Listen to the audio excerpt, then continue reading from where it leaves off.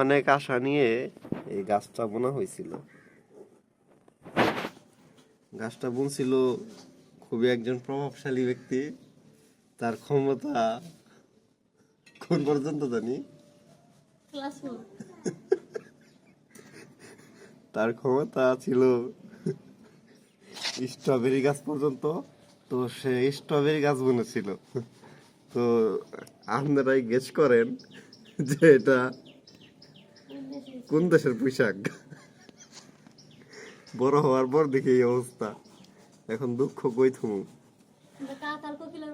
ঠিক আছে, ঠিক আছে, কিন্তু স্ট্রবেরি গাছ এই যে বড় হইতে নিছিল ছোট ছোট চিকুন চিকুন, এখনো আমার বিশ্বাস করতে পারি না যে আসলে ওইগুলা কি স্ট্রবেরি গাছ কিনা। কিন্তু বোনা হয়েছিল তো স্ট্রবেরি বিচি, কিন্তু এগুলা কি হইলো, এই যে তরমুজ বিচিটা হয়ে গেছে।